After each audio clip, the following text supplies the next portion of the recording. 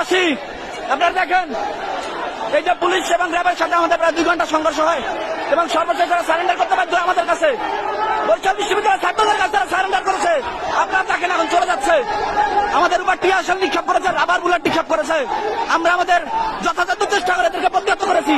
এখন দেখেন হিজড়ার মতো লিখিত দিয়ে যাইতে হবে, সারেন্ডার করে লিখিত দিয়ে যাইতে হবে, লিখিত দিতে হইবে, লিখিত দিতে হইবে।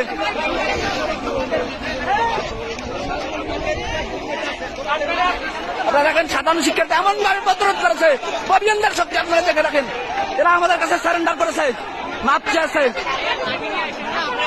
না আপনাদের লিখিত দিতে হইবে, তো লিখিত।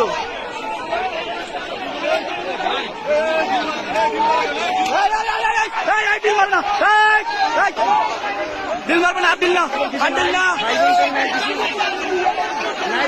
আপনাদের ফ্যামিলিতে কোটা নাই, অনেকের ফ্যামিলিতে কোটা নাই, অনেকের ফ্যামিলিতে কোটা নাই। হ্যাঁ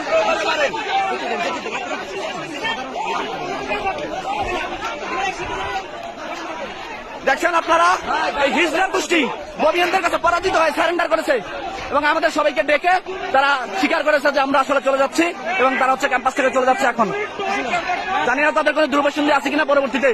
আপনারা দেখেন এই যে সবাই এবং এলাকাবাসী, বিশেষ করে বরিশাল বিশ্ববিদ্যালয় অঞ্চলের যে এলাকাবাসী, বরিশাল বিশ্ববিদ্যালয় এলাকাবাসী ডিল মারে কেন, আবার ডিল মারে কেন, আবার ডিল মারে কেন?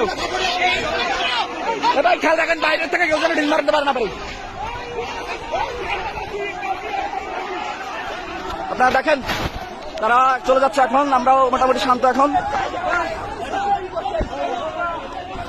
এলাকাবাসী আমাদেরকে যথেষ্ট সহায়তা করেছে। এই বরিশাল দপদপিয়া ইউনিয়নের এলাকাবাসী, বরিশাল বিশ্ববিদ্যালয়ের আশেপাশের এলাকাবাসী, তারা আমাদের সর্বোত্তম সহযোগিতা করেছে।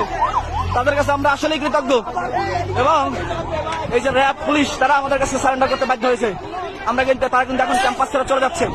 তারা প্রায় দীর্ঘ 2 ঘন্টা টিয়ার শেল এবং রাবার বুলেট নিক্ষেপ করেছে। আমরা সবগুলোই তাদেরকে প্রতিহত করেছি। এখন তারা চলে যাচ্ছে।